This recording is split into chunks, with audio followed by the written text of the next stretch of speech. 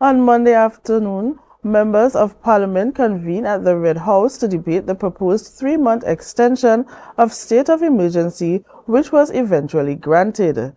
During the debate, opposition leader Kamla Persad-Bissessar expressed concerns regarding several regulations that would remain in effect for an extended period. Reporter Joeshel Dann tells us more. One of the main concerns raised by opposition leader Kamla Persad-Bissessar during the SOE extension debate was Regulation 11, which addresses gun amnesty. Although inactive, the regulation allows individuals to surrender firearms or ammunition without prosecution. She questioned the rationale behind its inclusion and its intended purpose. Despite having a gun amnesty as part of regulations, National Security Minister Leader Kamla says it was never government policy. So how did it get in there? Policemen North and Answers, how did you put this regulation there, which is so clearly in breach of everything? And I ask again, is there any serious investigation into any government official holding a prohibited weapon illegally? And was this a blight to allow such an official to come and hand it and disappear? I think there was some story recently.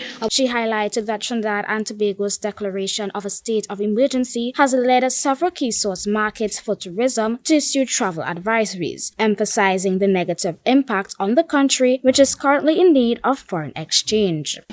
Already there's stories coming out of Tobago that cruise ships are not docking, 2 cruise ships, they're not docking because of this SOE.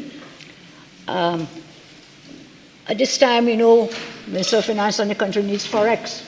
How is this going to impact on those other matters? That's why I say we could probably review this. Another concern raised by Persad-Bissessar was Regulation 22, which grants members of the Defense Force powers similar to those of police officers. She pointed out that this regulation was not supported in 2011 and questioned why it is being enacted now. So what has changed? Now you're giving these Defense Force persons the same powers as the police. What has changed, and why was it bad then, and why is it good now? And how will you give the protections that you were so concerned about in 2011? How will those will operate now under your emergency power regulations? She said that had the government taken heed of their proposals and recommendations, the country's murder rate would not have escalated to its current level. Having ranted about my proposal, our proposal in 2011, and my proposal at the start of last year, January last year, how many lives of those 625 could have been saved if we had taken that step then, to come now and admit, in effect, that we were right all along. Joeshel Dann, Tobago Updates Television News.